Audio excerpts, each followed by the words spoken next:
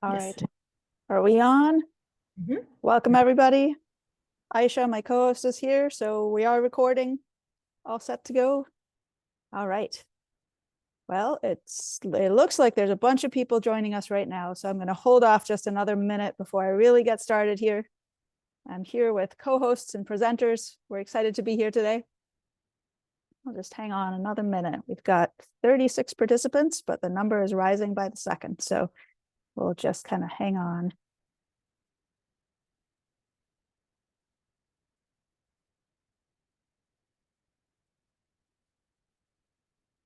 All right, I am going to get us started. There's still folks joining. Welcome, everybody. I am so glad to have you all here with us today. This is really exciting. Welcome back after our growing season break. We were off for a little while, but now we are back. Also, welcome to those of you who are new participants and haven't joined us for this series before. We hope that you find the session really useful, and we hope that you tell us what biochar questions you're grappling with, so that we can either answer them here today or answer them in future webinars. We are always interested in what you are thinking about and how we can help you get biochar on the ground with your soil health management systems. So before I get us started, I just want to note that we are recording this webinar today. You can find the full Practical Biochar Implementation webinar series on American Farmland Trust's Farmland Information Center. We will post this one there. You can also find them on the USBI site. We have more webinars coming this winter and beyond, so definitely look out for those updates. There's a bunch more coming, and it's going to be some exciting topics. Funding from USDA NRCS is making this work possible today, so I want to definitely say thank you to NRCS for providing that funding. We're excited to be able to put on this series and do the work that we're doing. I also want to acknowledge our partners who are here today, US Biochar Initiative and USDA's Ag Research Service, who we are working with to put on this webinar series. Couple of brief logistics notes. If I can manage to switch slides here, there we go. Just a couple of brief notes. Please put questions in the Q&A. We will take a brief break between our two speakers today to answer some of those questions, and then we'll continue on to our second speaker and leave time at the end for more discussion, more questions for both speakers and everybody around. We are recording. We also have live transcript enabled with closed captioning. And I want to call out our evaluation survey.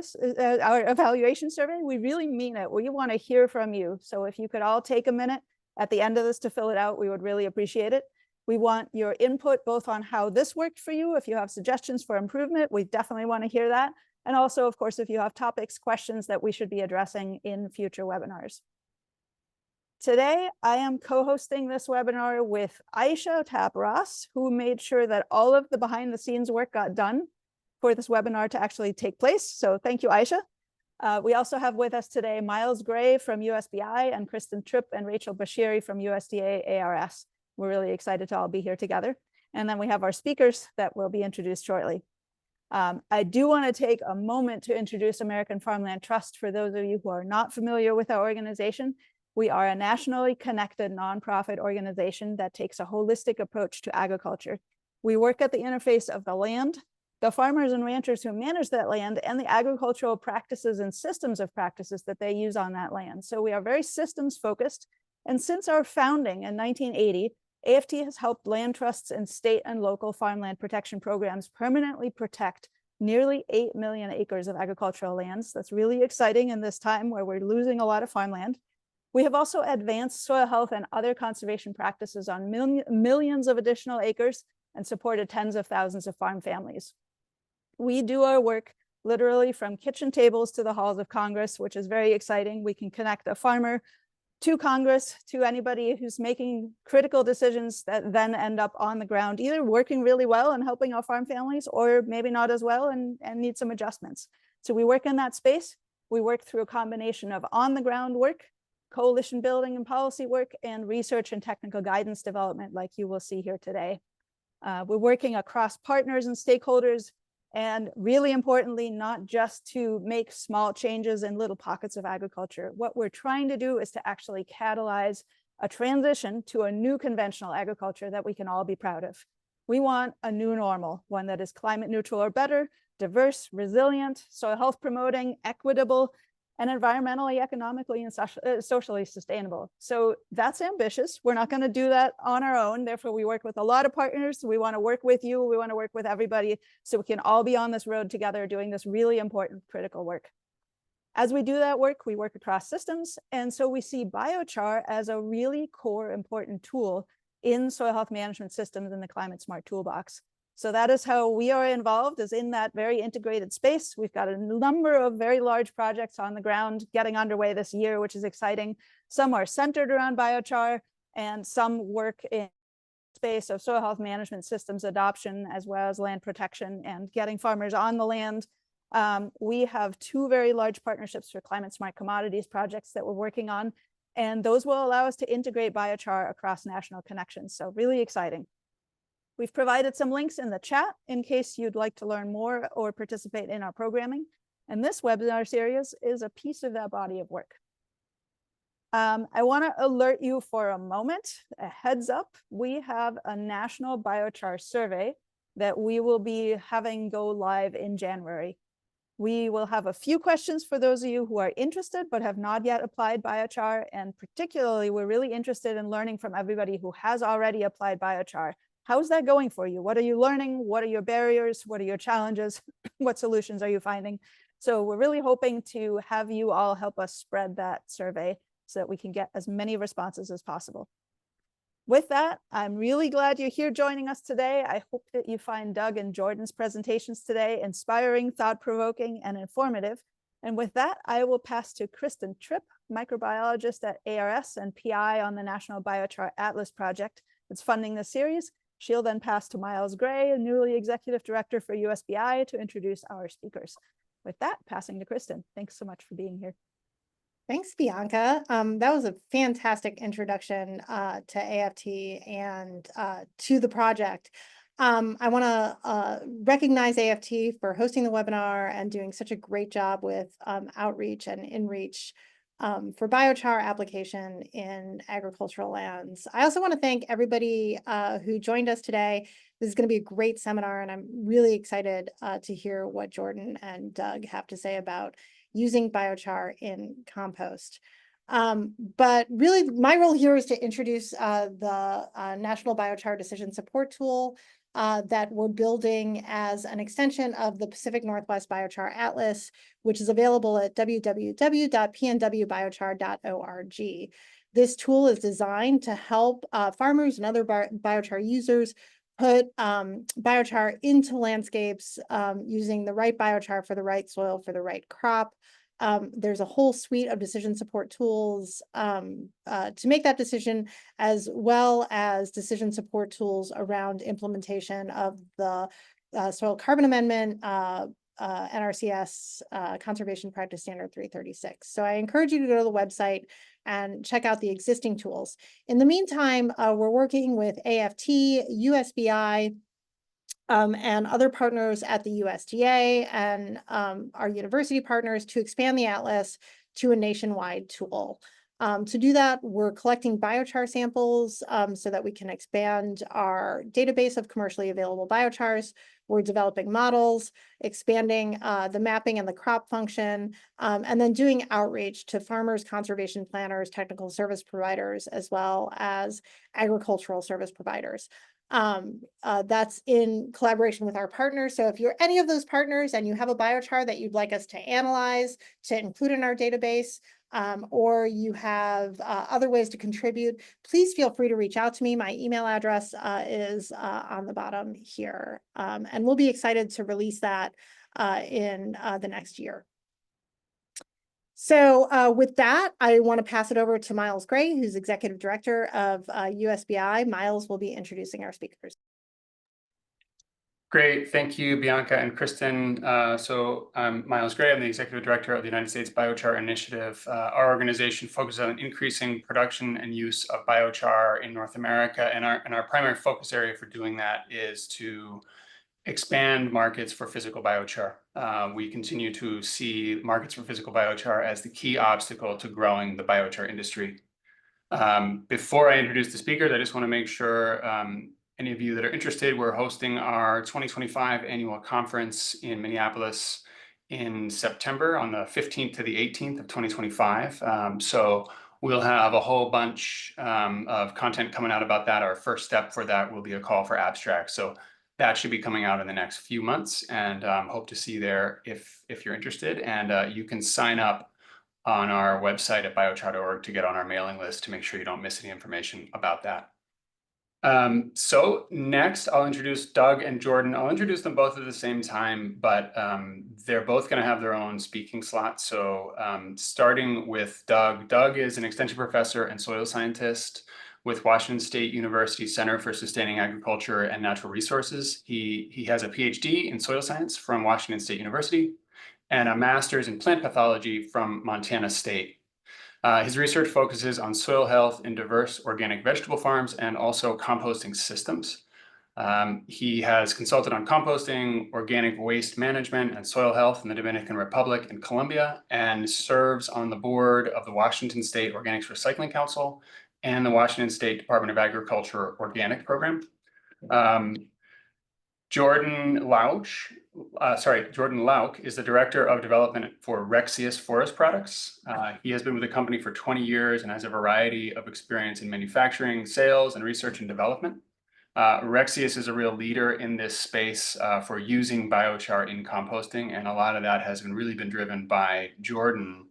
And he's been working with biochar for over a decade, incorporating it into composting, soil, and using it to clean up industrial stormwater. So with that, I will pass it over to Doug to get started, and then we'll pivot there to Jordan. All right, Doug, you are up. All right, thank you, Myles.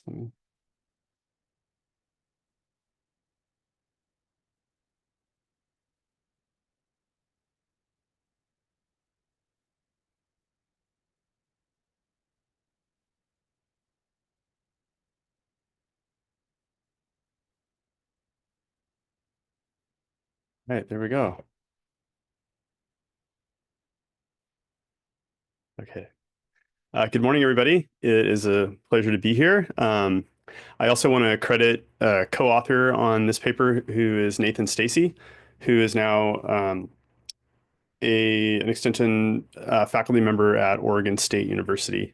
And Nate worked with us here at the Puyallup Research and Extension Center, where we did a lot of this research. Some of the research was also done on farm at a commercial composting farm/commercial composting facility on Lopez Island. So what I want to discuss today, I'll start out just kind of reviewing opportunities for composters to use biochar in the composting process, looking at biochar as a feedstock. Biochar can be used as a compost blanket or biofilter. And then this concept of mixing biochar and compost further into the composting process or in the curing phase. The focus in using biochar in composting is on odor reduction, nitrogen retention, and then also producing a carbon-rich, stable product that will enhance plant growth and store carbon.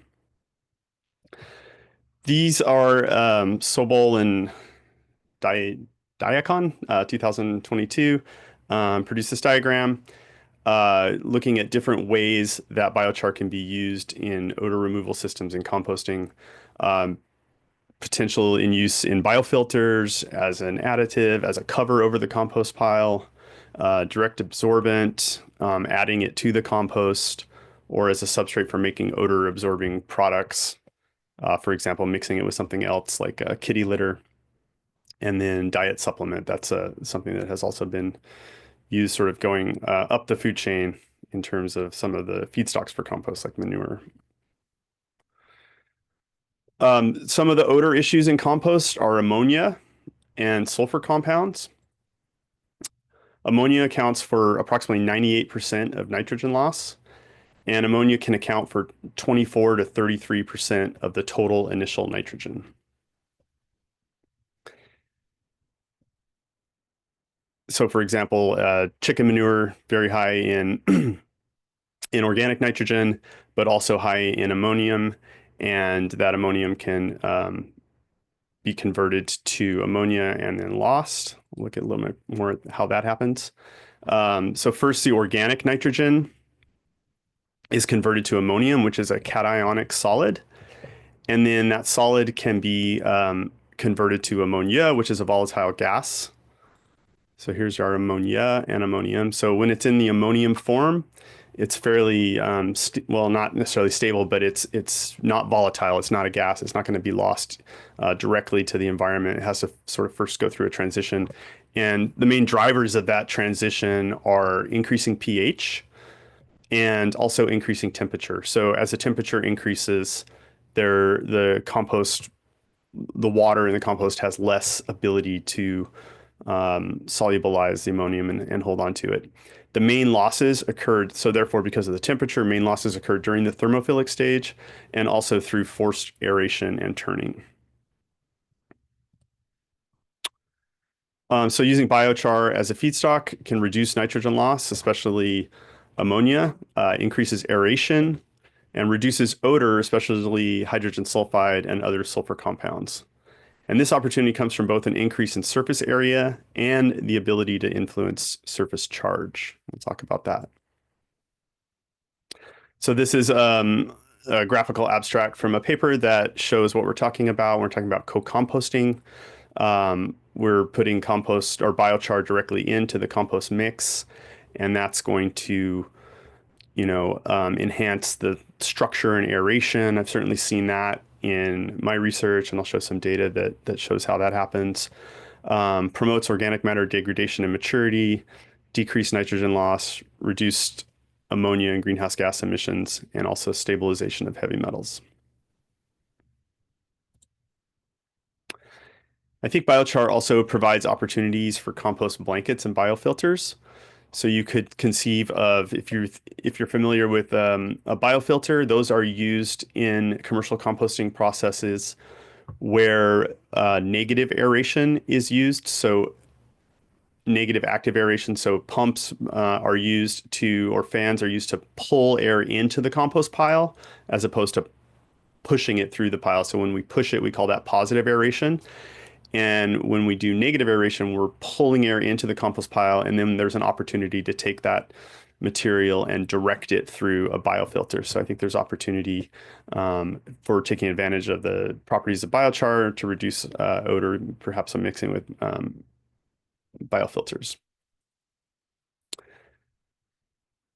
And also surface application, a blanket. So in a lot of compost processes, we will put a blanket of some usually finished compost over the top of the pile. So that's an opportunity too, where biochar could be sort of used directly to focus on that odor reduction component by putting it over the pile. And this is something that I'm very interested in. I haven't done any research in this, but talking to some composters and perhaps Jordan can pick up on this thread a little bit, but I think there's opportunity for mixing biochar with compost sort of later in the stage. Some composters have told me that, there may be some hesitancy to put it at the beginning of the stage because it's kind of taking up volume. It's not really like a putrescible product. So a lot of the economics of a compost facility are to get money to sort of deal with the more putrescible materials. And so you want to maximize that volume. I'm not saying, I think it's an interesting question, like if we are going to put biochar into the composting process, where would we do it? But I certainly think there's opportunity for increasing the value of biochar by mixing it with compost, even at the end or the curing phase of the compost. So the higher the initial content of an element in an incubated compost medium, the higher the chance that it would translocate to an incorporated biochar. So some biochars, depending on what they're made of, are clearly going to be lower in nutrients, but mixing it with something high in nutrients, you're going to see some of those nutrients move to the surfaces of the biochar. And there is a good amount of research to show that changing the chemical properties of the biochar can have a significant effect on how effective biochar is, particularly at reducing ammonium loss or ammonia loss. So I like this title of the paper, Biochar Surface Oxygenation by Ozonization for Super High Cation Exchange Capacity. And who doesn't want super high cation exchange capacity? So the idea is through, in this case, ozonization, is adding a lot of oxygen to the surface of the biochar and therefore changing the charge, making it more likely to absorb ammonia or ammonium. This paper looked at that specifically. So they had oxidized biochar and biochar that wasn't oxidized, and then leonardite. And with the cattle slurry mix, there was quite a significant reduction in the ammonia loss when they were reacted together. And the leonardite is kind of a control in there. It has a high oxygen to carbon ratio, which was similar to the oxidized char. So more oxygen functional groups on the surface. So this is all just to say, I think a theme that may come up is not all biochars are going to be the same. And it's important to think about some of the intricacies of them. This is a chart from Lehman et al., I think from his book on biochar. And you can just see, for example, some of the general differences between a char produced at a low temperature versus a char produced at a high temperature. And then also young chars versus chars that have had more opportunity to age. So if we look, for example, at that oxygen content, oxygen, negative functional groups, which are related to oxygen content. At a lower temperature char, you're going to have a higher oxygen content. And then as chars age, they more oxidation, more oxygen functional groups, so more ability to react with something like ammonia.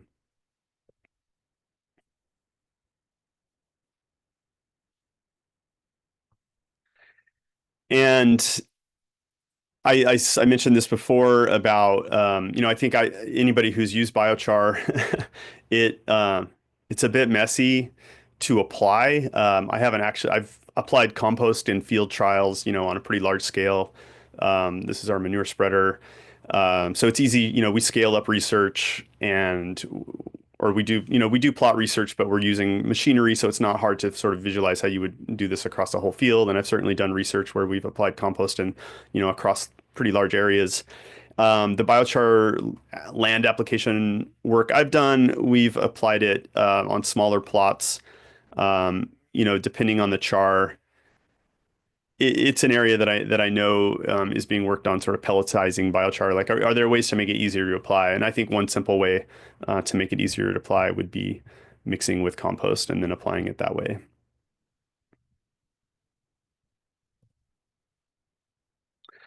So moving on to some research trials that we did with compost and biochar. One I mentioned was with a commercial compost facility on Lopez Island, which is in beautiful part of Washington. And they also have some beef cattle, and those cattle are out on pasture over the summer, but it's wet here in the winter. And so they do kind of like a deep mulching strategy with wood chips, and then a lot of that material ends up being a feedstock for their compost, which they sell to the public. And we looked at the idea of mixing biochar into that area and seeing if that helped with reducing nitrogen loss or other nutrient loss. How did that affect the very wet medium that is occurring there, wet and nutrient rich? And then another trial was a mesoscale trial with 2 cubic yard in-vessel composting to assess nitrogen dynamics and pile temperature. We used quite high biochar amounts in that trial, so 20 and 40% by volume. And our main focus there was just to see, were we able to reduce nitrogen loss during composting? So this is a picture of the on-farm trial to manage steer manure, incorporating compost in the biochar in the compost operation. We had three different treatments: wood chips, and then two different biochars. They're both sort of high temperature biochars, a little bit maybe larger particles with the Olympic biochar versus the Oregon biochar. And if you can see this is we used a buried mesh bag methodology here, mixing these materials in those mesh bags and then burying them in the loafing area, winter habitat for cows. So bio bags buried in there. And some of the results. So this is the moisture of the materials pre-sampling and then post-sampling. So actually a decrease in percent moisture for two of the treatments. And the change in the material, so a loss of material in one biochar treatment and an increase in material in one, and a slight increase in the wood chip. And so this was very interesting and not really at all what we hypothesized going into this. We're still working on publishing this data, but this is an interesting finding, I thought. So the wood chips actually absorbed much more ammonium than either of the biochar treatments in the berry bag experiment.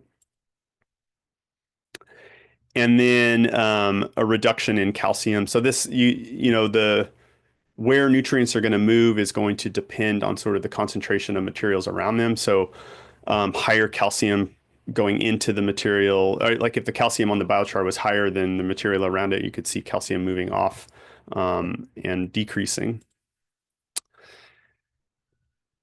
So that was that. And again, we're still working on publishing that data, but an interesting experiment, and kind of things didn't go exactly the way we anticipated, but look forward to working more on that.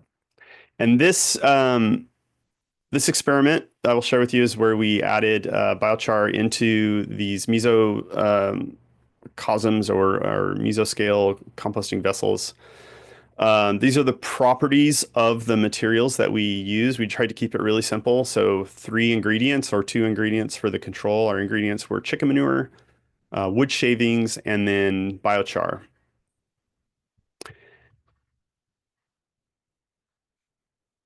And so the C to N ratio of the chicken manure was 13. This is pretty hot stuff. Relatively low moisture for chicken manure. But what's interesting, again, this, 26% of that nitrogen is in the ammonium form. And that was surprising to me. I was not aware that that could really be the case. Obviously, you can smell it. There's a lot of, or I knew, previously that there was a lot of nitrogen in chicken manure. It has a low carbon to nitrogen ratio, but it was kind of surprising that much of the total nitrogen was in this ammonium form. Again, just one hydrogen ion away from being a gas and being lost from the compost.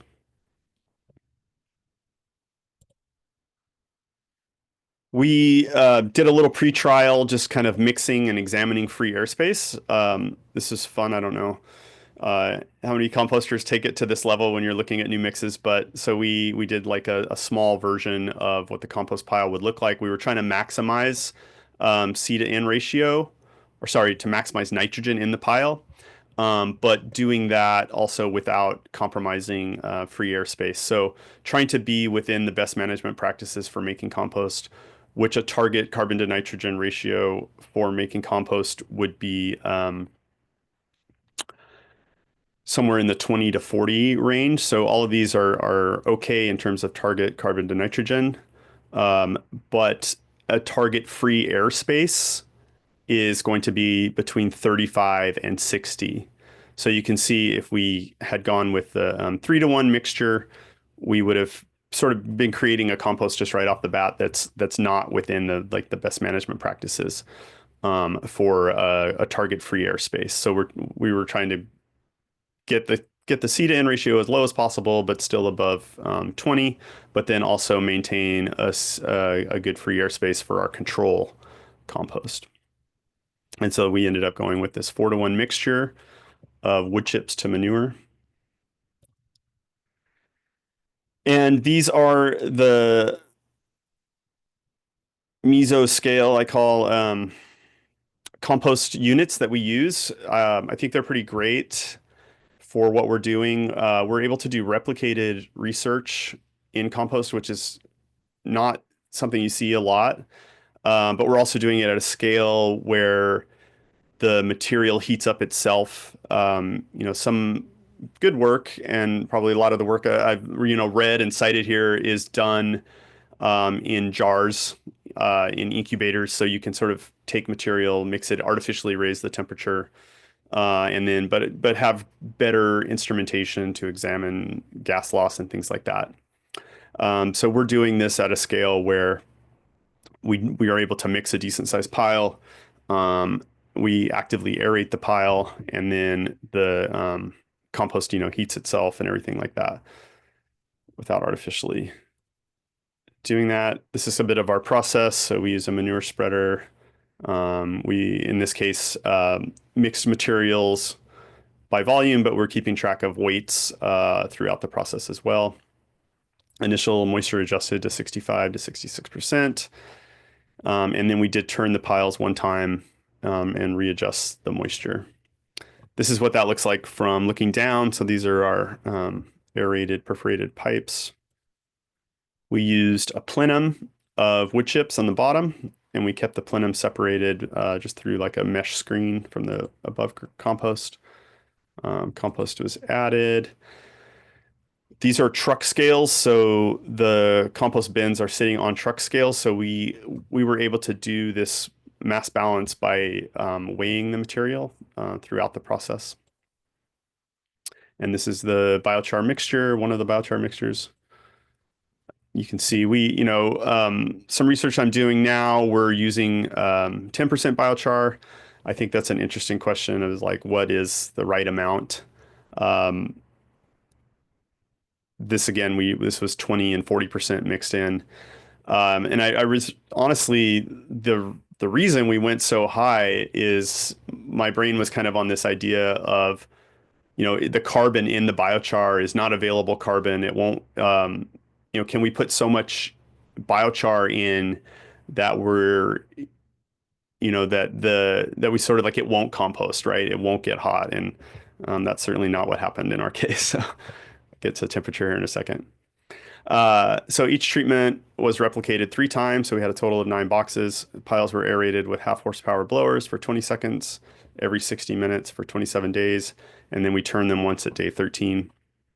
And temperature was taken at 2 levels in the compost pile, 16 inches and 32 inches, and measured essentially continuously every 15 minutes.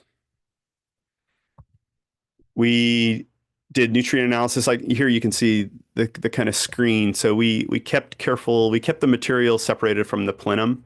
So we were trying to not, contaminate our compost with the high carbon material. So actually the plenum is down here, sorry, but then we had a filter on the top of wood chips, a top cap. And those were separated by a screen. So our compost piles were built, 13 days they were turned, and then we did sample collection and analysis at days 33 and 34, including biological assay, solvita, and physicochemical properties. So speaking of the physicochemical properties, this is bulk density of the materials, and you can see how the biochar, both at 20% and 40%, acted as, a really good bulking agent. So it took this fairly like compacted, dense manure, and mixed with wood shavings, and kind of on that borderline of free airspace, but the addition of biochar is increasing free airspace significantly pre-compost, and that physical change to the compost pile was maintained throughout the process. In terms of nitrogen loss, so there are 2 graphs here, and I will explain the difference. The difference is really in the y-axis.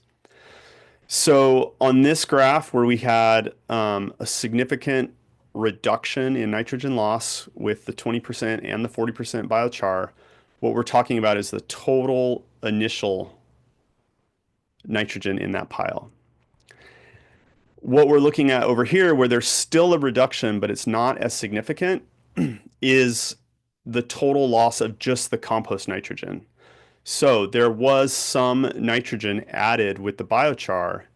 And if you assume that that nitrogen is not active, not going to change throughout the process, then you want to sort of then you can remove that from the equation and just look at that compost nitrogen, right? So and I know there are some assumptions here, and the big assumption is that there's nitrogen in the biochar, but our assumption is that nitrogen in the biochar is just going to stay there. It's not sort of active. It's not part of the composting process. And so if that sort of tips the scales if you're just looking at a total nitrogen, like this example here. So I guess that, even if you're just looking at that compost nitrogen, the loss, or sorry, the reduction in loss is there, but it's not statistically significant when we're just looking at that compost nitrogen. In terms of temperature, this is split. This is like the temperature throughout the 30 days, but we're kind of zooming in on days 1 to 5. And I think there's a lot that happened in that first 2 days that's worth, again, these are averages and standard errors of 3 different boxes for each treatment. So pretty robust data here to show like a much more rapid temperature increase with the biochar treatments. But on the other hand, a more rapid decrease in temperature. By day 5, you start to see that reduction. Still meeting PFRP temperatures without a problem, but there's just more, I guess you would say, maybe more energy in the control treatment to maintain those temperatures. This is also interesting. So biochar emitted piles had more nitrate and less ammonium than the control pile following composting.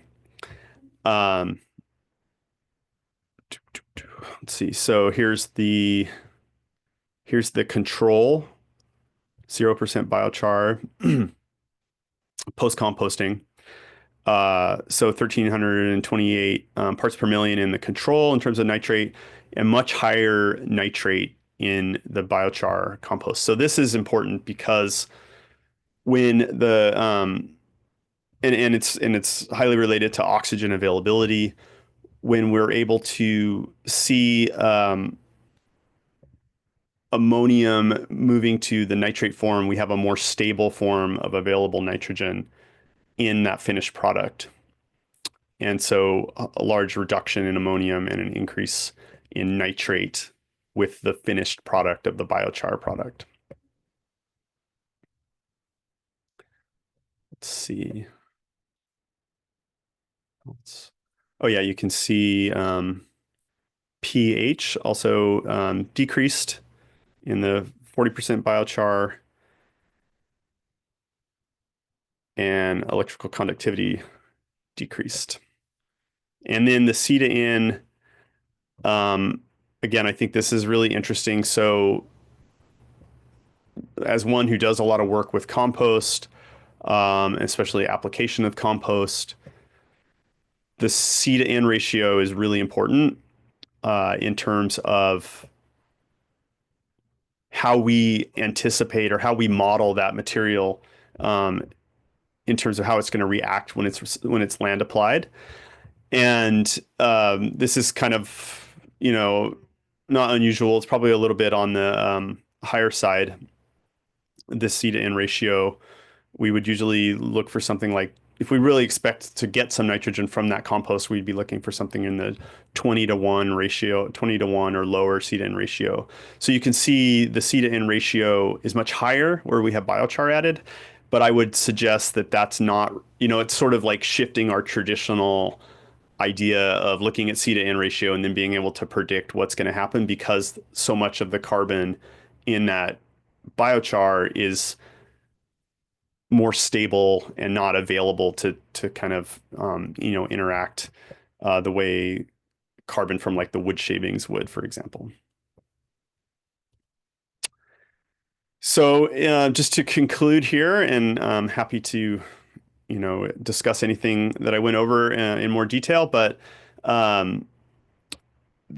biochar is not going to be your end all be all answer to everything. I think it's important to identify what is the goal or the problem that you're trying to solve in your composting process or in the land application, increasing carbon. And then biochar may be part of that solution. So increasing stable carbon, decreasing odor, reducing nitrogen loss.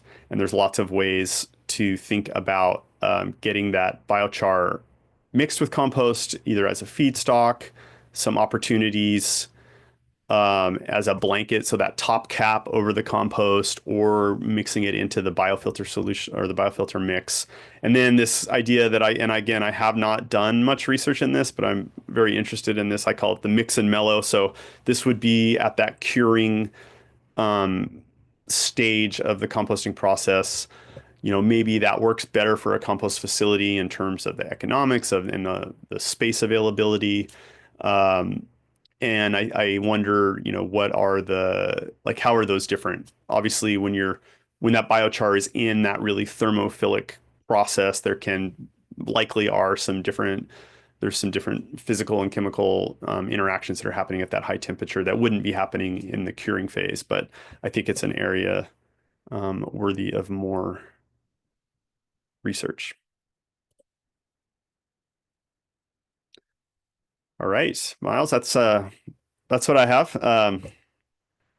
Sure if I was fast or too slow, but I think you're right on schedule. Well, yeah, and really appreciate it, Doug. And just for reference, everyone, we're going to hold questions for Doug until the end, and you can drop those in the Q&A, and Bianca will be leading that kind of final chat session, question and answer session. One more comment on the research with the mesoscale.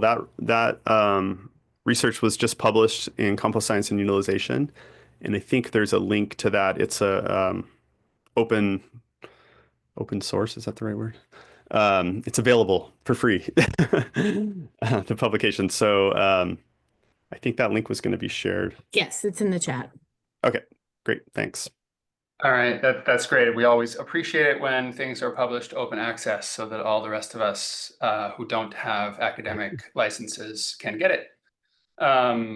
So yeah, really appreciate it, Doug. And so we're going to jump in now to Jordan Lauch, who's going to talk more on the applied side of using biochar and composting. And for Jordan's session, Jordan's going to present a short number of slides, and then I'll be doing some question and answer with Jordan on kind of some pre-developed questions. And then again, we'll have a open Q&A session at the end. So Jordan, I'll hand it over to you for now, and then I'll be jumping back in with you for the conversational part.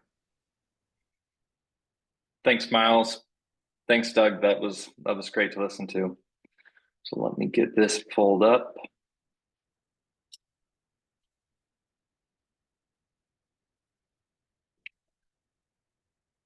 So our company has been running an industrial compost facility for a little over 30 years. We're located in Eugene, Oregon, and some of the interesting aspects about our compost evolution is where we started out was kind of towards downtown Eugene, and we were the first ones in there. And they happened to build a hotel right at an adjacent property to our compost operation. And so the beginning of our composting was great. And then the hotel was built and they started to complain about odor. And this was about 20 years ago. We really were having to deal with our compost odor at our older facility. So we had deodorizer sprayers along the road. We gave the hotel the controls to that deodorizer, so they would turn it on and we would have to cease our composting movement. So if we were to rewind 20 years and have biochar be readily available at that time, I really think that it probably would have been a pivotal part of our process. At that facility, we ran negative air, and we ran it through a biofilter like what Doug was talking about. And I think if we would have had biochar available and incorporated it into that biofilter, we probably would have had significant reduction in odor. So at our current facility, we don't have anyone other than grass fields around us for growing grass seed. So our odor concern is much lower than it used to be. I just wanted to say that before I get rolling here. So I started working with biochar about 10 years ago. John Miedema with Biological Carbon connected with us, and we started looking at some projects to get this incorporated into some of our soils and to deal with some of our stormwater issues that we were personally having as a company with some heavy zinc in our industrial stormwater runoff. So this is our vice president of previous, and Jack Hoke. He's a big compost guru. He was really pivotal in making sure that we were using best practices on our compost for decades. We started incorporating it in our compost as an amendment to increase the efficacy of natural and organic soils.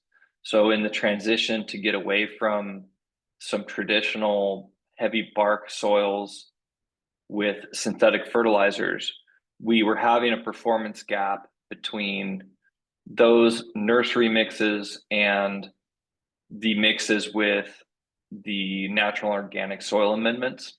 So incorporating biochar into our compost was to try and increase some of the nutrient availability.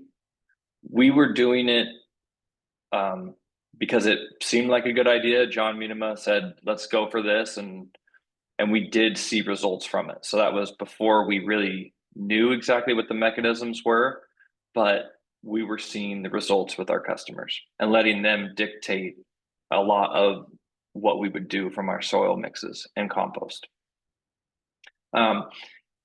Because there's all that energy within the compost, it's the best way that I think to fully mature the biochar quickly, so that when you do incorporate it within the soils, it's not going to have a dramatic effect to the negative with binding up existing nutrients. It's already had that opportunity.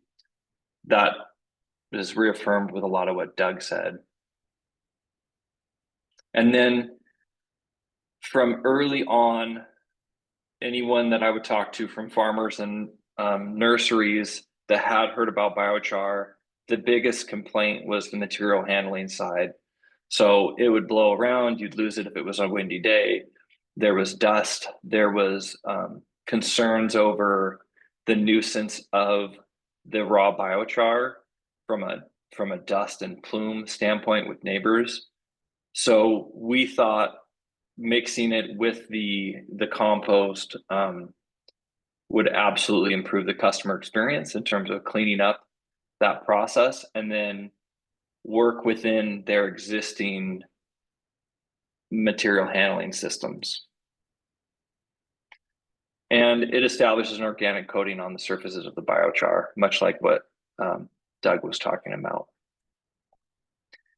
Improves bulk handling.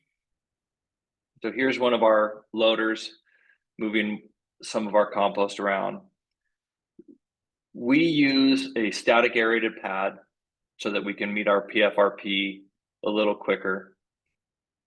We use currently positive air. We don't have odor concerns with where we're at.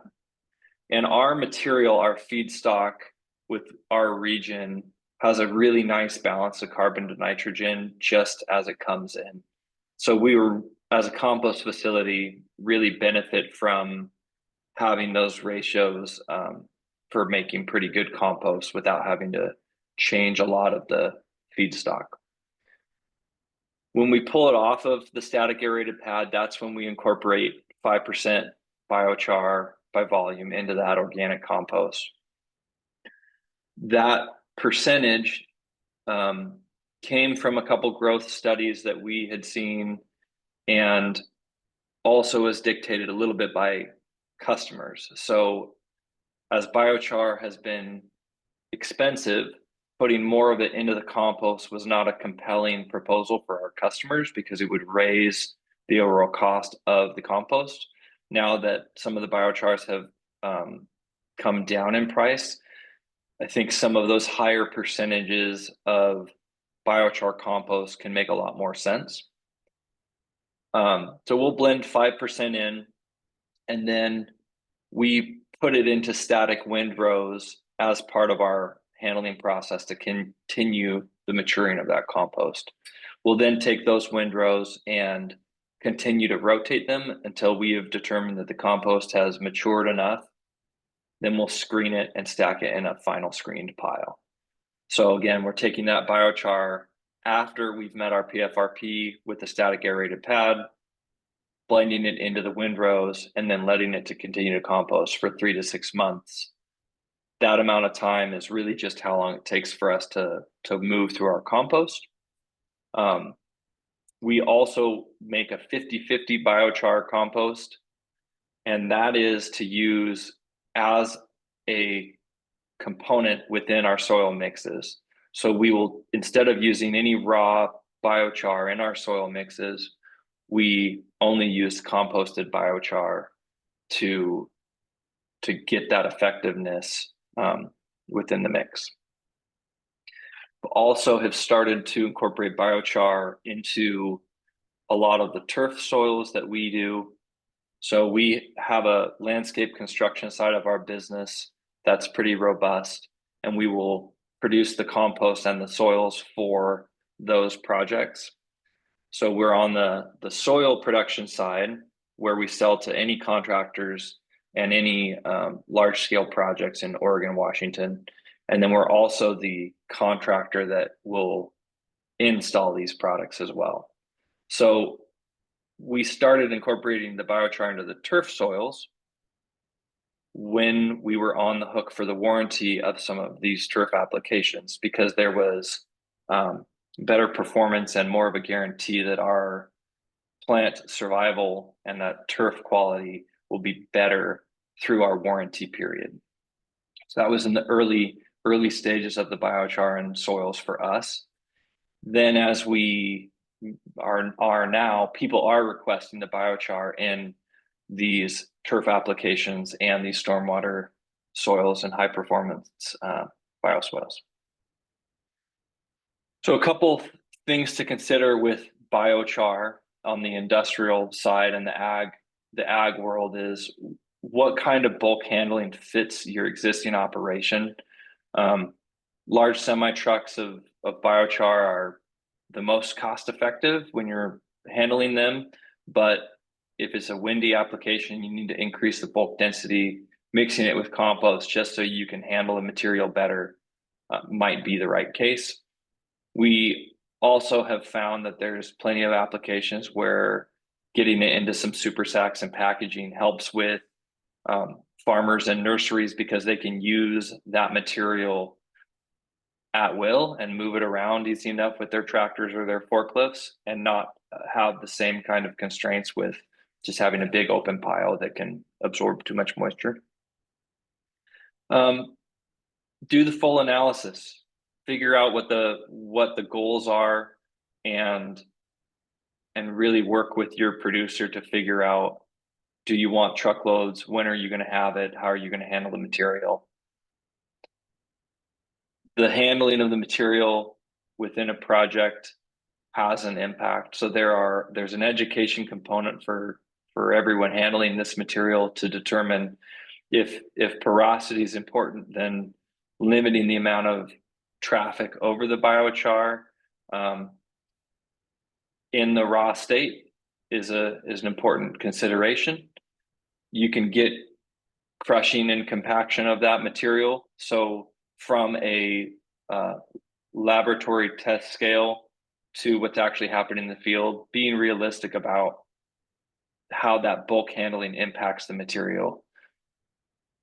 It's fine to look at some of the IBI tests and sieve analysis, but they're done on such a small amount of material that if you're using large scale, if that sieve analysis matters, you need to really look at the bulk handling process. This is a picture from Princeton Tree Care where they're doing some air spade excavation around the tree roots. And this is an application that I think is particularly interesting, where we have a few arborists in the area that are using a co-composted biochar to treat the soil and the health of these trees by amending these root systems with co-composted biochar. Early results on that are pretty good to combat the pathogens that they're trying to treat. I have another bullet point here. I can't say it enough. Be specific about your goals and how to track them. And in those conversations, if you're looking for increased nutrient efficiency and water holding capacity, then make sure and stick with those goals as you're evaluating your project. If you're looking for carbon in the soil, you just really need to be specific and realistic about what you're trying to achieve. Some other use cases that we're involved in, and I've worked with biochar in the past, is direct filtering of stormwater. And this has been incredibly beneficial for us to be able to do direct contact filters with some biochars for stormwater filtration. We're incorporating it with high performing bioswale medias. And what got us all started in this was the organic soil and raised bed soils to create a higher performing soil product for our customers. A couple notable local projects that we've got biochar into, just because I like talking about it, is Hayward Field here in Eugene, Oregon. It's probably the biggest track and field venue in the nation, and their infield has biochar within their soil to increase the ability. It's got a subterranean irrigation, and it's wicking the moisture, the water, and the nutrients up through the soil to the root system of that turf. So that's a really interesting application. And then we also put in a large athletic field for North Eugene High School, and we incorporated biochar into that construction soil as well to help with that turf performance moving forward. So there's a lot of positive movement with the biochars getting into these projects. Let me kick over to my notes and see if I'm missing anything.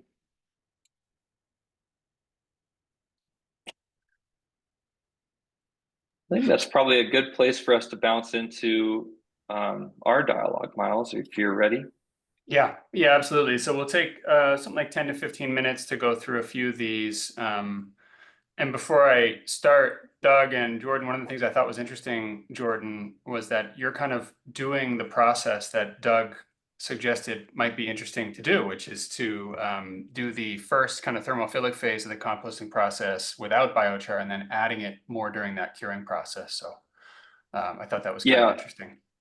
Something I should add on that, we would probably lean on biochar more if we had a less compost to handle, but we have so much compost that finishing the compost faster or turning it less is not an advantage for our facility.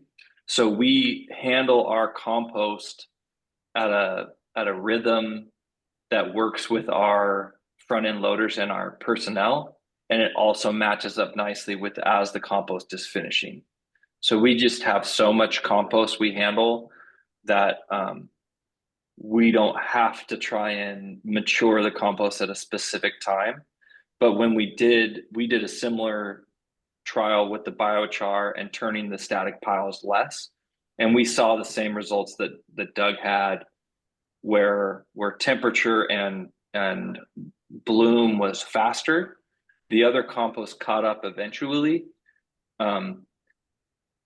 but it wasn't something that we needed to shift because we're just handling our compost at a pace that makes sense. We also we do very little manure and very little food waste compost. If we did have more of those high nitrogen composts, I think biochar is absolutely helpful in cleaning up those cleaning up the odors and getting the balance of carbon to nitrogen right. I think that's really key. You're probably Yeah. still getting high temperatures though, because you're mixing it fairly early, right? And then I imagine Yeah. your temperatures are still over Yeah, every time we 131. touch our material, the temperatures are spiking pretty readily. So we really it's a high focus to make sure that we're getting enough temperature into that biochar with enough rotations. So that's kind of our guttural way to manage the compost with the biochar is as long as we're getting a lot of that activation, a lot of that energy in the biochar compost, then I am assuming it's activated. So Jordan, I have a few questions here. The first one I was curious about was whether you find any specific types of biochar are most effective for your operation, and if so, which ones and why do you think that might be the case? So in our area, what we have the most access to consistently is just the woody biochar.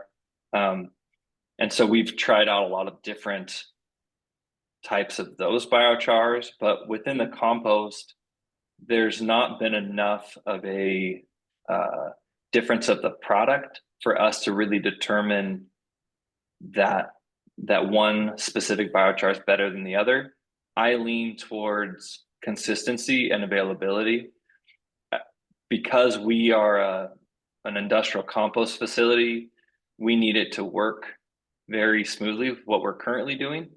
And it's a lot of similarity with the farmers where you don't want to rock the boat too much with what is already working for you. So the biochar products that are consistent, that can be delivered on time, those are the ones we use. The ones that are not as consistent don't work within we don't have the flexibility to try and have it not arrive at the right time. Yeah. Yeah, I mean, I think that's probably true of a lot of the industry too, is that there's a lot of wood biochar available. There clearly are some other types of biochar that are becoming more available, but I think a lot of what we've seen kind of industry-wide in the biochar space is that wood biochars are just more available thus far, but I think that's starting to change, but still the case. So yeah, I think within the compost too, having that porosity and that high surface area leans towards trying to get that the capture of those nutrients and is beneficial within the composting process. Yeah. What's been the response among clients or end users when using this? Like, are clients noticing the difference in asking for this product, or is it something different than that? So we don't have within the compost sphere. I think that there's momentum starting now, and I think that it's not as much a performance as an increased sustainable practice to get more stable carbon into the compost, and to have a better opportunity for those populations of microbes to survive the transport and whatever the new home that they're going to inhabit. So I haven't had any customers have negative experiences. Generally with compost, they have a positive experience, and it's hard. They don't have a control versus the biochar compost to compare it against. Yeah. With the point. organic soils, we definitely, I do think it's a big contributor to the performance when transplanting nursery stock, to have the available nutrients within the microbes at time of planting, that we have had good results with our growers. Yeah, so along that then, in those places where growers are kind of finding good results, are they willing to pay more for the product than they would for a standard compost, or is that not something you've been able to get to yet? Not much more. It's not, when it's a smaller percentage of an already existing soil that has expensive components, then it's not as big of a deal. Compost is such a commodity that the percentage of biochar in the compost can have an impact on the price. The volume aspect is another tricky issue where you mix biochar in with the compost and you're not seeing at anywhere close to a 1-to-1 yield. It'll incorporate really well, but you're not increasing the volume when you're adding the biochar to it. Mm-hmm. So that's one of the reasons why we don't put it on the static aerated pad, is because that's where we have the most amount of volume reduction within the compost pile. So that's why we wait to add the biochar after that process, is so that we have less, we can try and hit it closer and have less mass reduction in the compost once the biochar is in there. Mm-hmm. So at 5% blended in, it's speculative what we end up with. We end up with more than 5% biochar in the compost once the compost has matured. Right. Yeah. So one thing I've been curious about in the composting space, I think you're probably aware of this. There's Natural Resources Conservation Service has a program to provide farmers a cost share incentive for using biochar, but that same program also provides a cost share incentive for using compost or a mix of the two.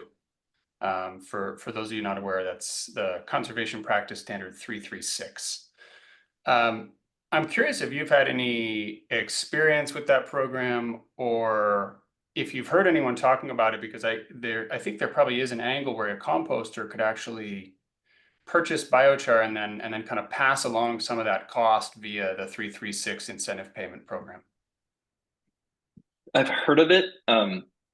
We've not knowingly dealt directly with it. And what I mean by that is it could be that we've provided it to farmers, but that we've not been aware that they were participating in that. We're currently doing the Lane County where we're at got a food waste grant, and it has allowed us to move our food waste compost to way more organic farms that were previously not purchasing. And that's been really interesting for us over the last couple months, as a compost producer, we want to get our compost to people that can utilize it. But there's a bit of a hurdle with us trying to sell our compost to people saying they should use it versus people finding us and utilizing the compost. So this grant has really boosted the use of compost to a lot of these smaller organic farms in our area. And I think that those programs are critical to get more compost out there, as the compost producers are being pressed to collect more to keep it out of the landfills. With where we're at, the supply is going up of compost, but the utilization is not going up at the same pace that we are bringing it in. With adding biochar to the process, I have two pieces. We're a composter, and then we were working with biochar. And I think that compost operations, because of the existing infrastructure with the bulk handling and the connections with trucking, and they already have the sales pipeline to these different markets, I think that they're pivotal to become a conduit for this biochar getting deployed. They're kind of already centralized where the biomass is and where some of these operations are. So getting the biochar to the compost producers so they can incorporate it, I think, is a real important part of the coming years. Yeah, it strikes me that, in a lot of cases, I would say trust among farmers is higher for composters right now than for biochar, at least for compost than for biochar. So, and also the NRCS payment program, the structure of that program is a sliding scale. So the more biochar you add to that blended product, the higher the payment rate. So, I could easily see a case where composters kind of become that conduit to getting biochar and compost. And not only is it a benefit to the compost industry, because it can provide some value there, but there's a benefit to the biochar industry. And then finally, it's a benefit to the final product because the compost has some improved qualities. So could see that Yeah. becoming a real conduit. Even the truck drivers that are hauling this material, they have a whole network of communication with all industry. They talk a lot to the people that load them and to the farmer they're delivering it to. And if they don't like what they're hauling, they let people know. And so even just mixing it with compost, like you said, to get a higher percentage of biochar delivered in a way that makes everyone happy to use it again, I think that's really key. They need to have a good experience with it the first time they try it, and then every subsequent time that they utilize it. Yeah. Yeah. So let's talk a little bit. We have a few more minutes of this kind of open session between you and I. So let's talk a little bit about challenges. I just want to hear about some of the obstacles and challenges you've faced when you've tried to use biochar and composting, and what are the solutions you've come up with? So first challenge is handling the raw material and not losing a bunch of it. Where we get it from Pacific Biochar and Oregon Biochar Solutions, as well as a little bit from Restoration Fuels. And it requires additional space to store it so that we can utilize it. So there's additional footprint. And for some of the places that's challenging. We're limited on space a little bit.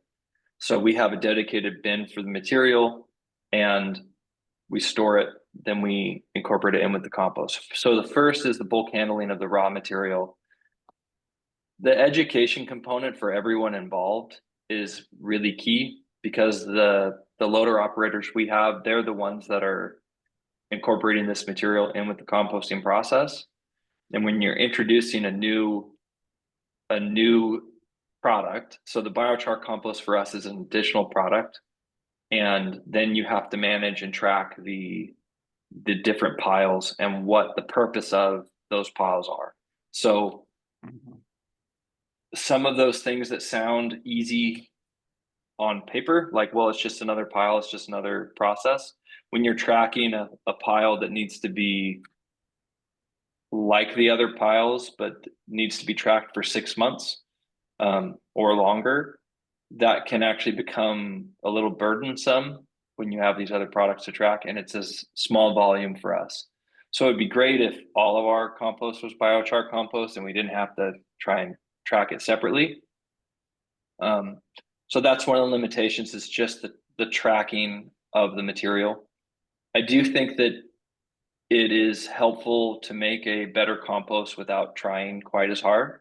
So for composters that have a difficult time meeting their PFRP or having odor issues or having to turn their piles more, I think they should experiment with adding the biochar to see if it can make a meaningful impact on changing their process. That for other composters could be a really big deal, especially if they're spending a lot of fuel turning their piles. If they could eliminate one turn by using a 20% biochar compost, that's where there's some cost-effective analysis that can happen for them. We haven't had a lot of issues with using biochar, so there's nothing that we've done with biochar that has had a negative effect. The only negatives that we've dealt with have been when our employees have to deal with a raw biochar because of how light it is and how dusty it can be. So really that's my only negative with the biochar has been it's really can be dusty, and if it's not wet enough or it's not mixed with something, then the people on the ground don't really like to mess with it too much. So pretty good overall. So to manage that dust, do you just make sure that you get biochar delivered that has a sufficient moisture content to reduce that dust, or is there something else that you do? No, because the moisture will equalize to wherever it's at. So we just have it, we have it in a bulk bin under cover so that it's sheltered from the wind. there's a lot of other materials that we already deal with that are dusty. We do bark dusts and deal with the farmers, some of them plowing the fields around us. So it's not for our area. It's not as big of a deal.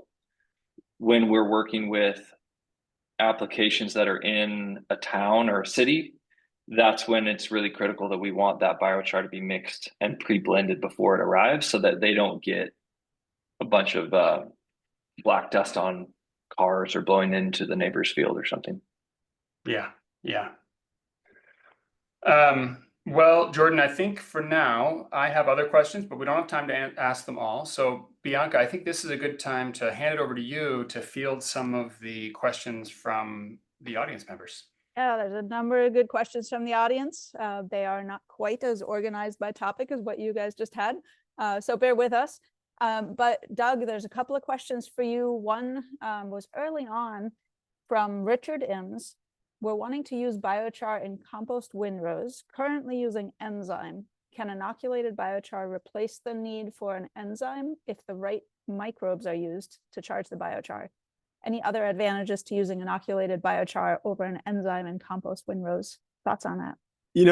Most of what I've read it would indicate that there's really not a need to add anything like a enzyme at the beginning of the compost. So I guess I would question that premise and maybe see if Jordan agrees with me or not. Yeah, I don't have a lot of knowledge about using enzymes in the compost, to be honest. Yeah, I mean, generally everything needed to make compost happen is, in the feedstocks. I guess it's like if there's a problem, I would examine probably the physical and chemical elements of the feedstocks and consider other feedstocks and just make sure that pile is within the recommended ranges for carbon and nitrogen, bulk density, moisture. Those are kind of the key things that are going to determine the compost. And then biochar can affect those physical chemical properties, like I mentioned, reducing bulk density, for example. That's a great segue to a couple of other questions. One of them was specifically, do you need to adjust the carbon to nitrogen ratio of your compost to account for the biochar? Or do you just add biochar to your regular recipe and include biochar in addition to that? What are your thoughts on that? Maybe I think it's the latter is the answer. I tried to, in one of my slides, I tried to kind of linger on that question a bit. So the C to N ratio, we used a lot of biochar in that trial, and the starting C to N ratio when we added biochar was quite a bit higher than the control, but it certainly didn't. You can get to such a high C to N ratio in your starting material that you don't get good compost, and then we saw kind of the opposite, right?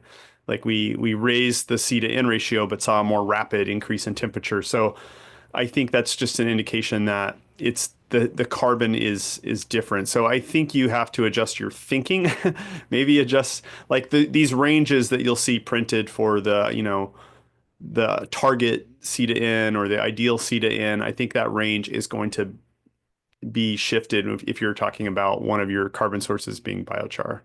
And that kind of makes sense, right? Because the carbon is in such a different state. It's much more stable. It's not immediately available to all those microbes that would otherwise gobble up that extra nitrogen that's around. And so if you add a whole bunch of extra carbon through biochar, it just kind of sits there and doesn't do a whole lot. That's kind of the story, right? Yes. Yeah. And there's so many different when we talk about compost, I mean, it runs the gamut of what you're composting and what the carbon nitrogen ratios are with what you're trying to do, whether you need to bring carbon in or whether you need to raise the nitrogen. That's a tough one to answer as a blanket statement for me, because it just depends on where you're at and what your feedstocks are. Do you find that the particle size of biochar matters in terms of when you put that in the compost? Does it change function? Does it change anything about the process? So we have stuck with a very rudimentary approach to the particle size, which is that my customers need to be able to find it if I say it's in there. And so it's not a great answer, but really that is that's important, because if you say, yeah, it's got biochar in there, then they need to find the particles. I've thought a lot about the sizing and what matters, and my rudimentary approach has just been getting something that has some sort of particle size, not majority smaller than 1/8 of an inch, and then let the fracturing of the char and the sizes over that and under that just kind of work their way into the soil. I want it to be probably about 1/8 of an inch, 1/4 inch, and minus, because I want that mechanical airspace, not just the porosity of the char, but I want any kind of additional structure to be in there. That makes sense. That's really interesting that it's very much about the customer being able to see it. And I guess that makes some sense. Wonder whether either of you have a comment on whether the size matters for the function of the biochar, of the compost that you're producing. It's not something that I've looked at, honestly. I mean, I guess I've seen biochars come in different. You probably have seen more, Jordan, different size distributions of biochar, but I usually try and stay with something, like I said, 1/4 inch and minus, so you can find it, and so that when you get a delivery of the material, you're not buying a whole lot of airspace from the size. I think that it's kind of tricky to know if a fine powder has the same amount of airspace as the granule. I'd love to see someone really look at it, but for us, we do a really coarse grind on our compost to make sure we have a lot of air moving through the pile. That's a huge part of our composting process. And we don't do a lot of manure. We have a lot of woody green waste that comes in, but at the very onset of what we're producing, we're trying to keep it as coarse as possible so that there's lots of airflow through the material. And then the biochar is such a small percentage, and it already starts as such a small size compared to some of our woodier biomass that's included, that I don't think it has an impact. If we were doing 40%, then I would probably want to start with the largest size readily available, because I think you're just going to need that airspace. And I think that if you're too fine, then you're just going to have a higher potential to be anaerobic. Makes sense. Thank you. I could be wrong about that, but that's just my gut feel on it. A couple other questions sort of about the process. One question was, did you mention the length or number of months of your curing process for the compost and biochar combined? So for us, it's really just a matter of what's happening with the temperature. So we let the compost tell us when it's ready.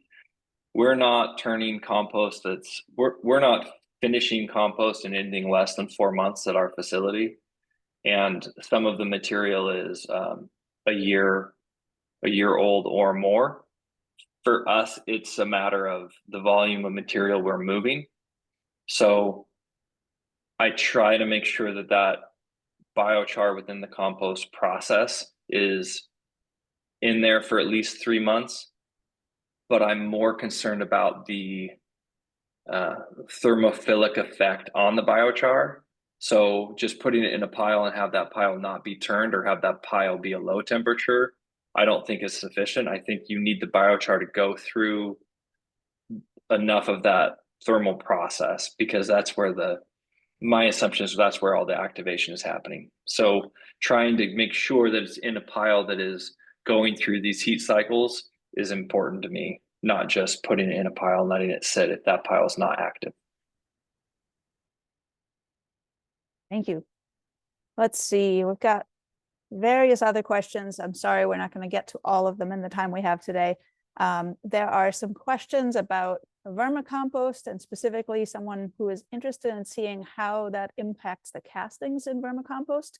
One person said, I've been using it for my worm farm, but I've not yet tested my castings to see what benefits that adds. So any thoughts on that? And another question about pelletized biochar, whether anybody can speak to that and dustiness.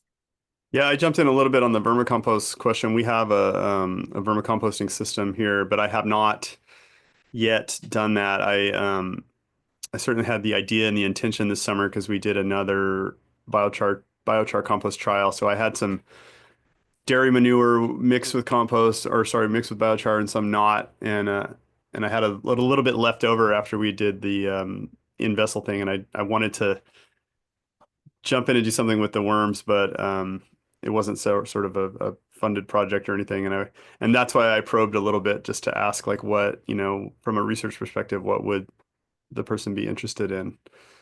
So I mean, for me, I was wondering, like, would the number of worms be affected by the biochar either positively or negatively? But you could look at the physicochemical aspects of the vermicompost. Absolutely. So Bianca, I can provide a little bit on the pelletization question too. We actually have a project right now. USBI is a subcontractor to Washington State University, and it's actually a project that I'm working on with Doug. And part of that project is to look at pelletized biochars and pelletized biochars mixed with synthetic and organic fertilizers. So that's work that we have going on, and I would say it breaks out into two buckets. You can pelletize biochar with other materials using kind of a pellet, an extruded pellet. So that's kind of common in the organic space. That's like what a chicken feed pellet looks like, or so you can do that. That's totally doable with a finely ground biochar. And then you can also granulate it using, and this is more like what synthetic fertilizers look like, those little tiny spheres. And there's a couple different companies that have done that work, and we're working with one of them on that project. So there's at least 4 or 5 companies in the United States that have the capabilities of granulating material, and that's companies like Renovo, FICO, and Mars Mineral are 3 of them that have experience in doing that. Thank you so much. I'm going to squeeze in one last question here. Someone was curious about literature on biochar and compost use in potato production. Anybody have any pointers, papers to go to, publications to go to, successes to point to, case studies? I can't pull something up immediately. I'm sorry. All right. I'm sure Well, it's been great to have you all here with us. I'm going to close us out. I don't know whether we have our evaluation back in the chat yet. If so, I think Aisha's going to plug it in. We have an evaluation survey. We would really love to hear from you. What worked well? What didn't work well? What more would you like to hear about? What questions do you have remaining? We would love to get any of that from you, and keep on improving this series, keep adding more topics. This will be published on the Farmland Information Center site, and so you will see it there as soon as we have that ready. And we look forward to seeing you in future webinar series. So we'll be keeping these up. And thank you very much for joining us today. Really appreciate you being here. Thank you. Thank you for leading, Bianca, and the rest of the AFC team, and really appreciated Jordan and Doug for making time for this. Indeed. Thank you so much. Thanks. Thanks, everybody. Bye. Have a good one.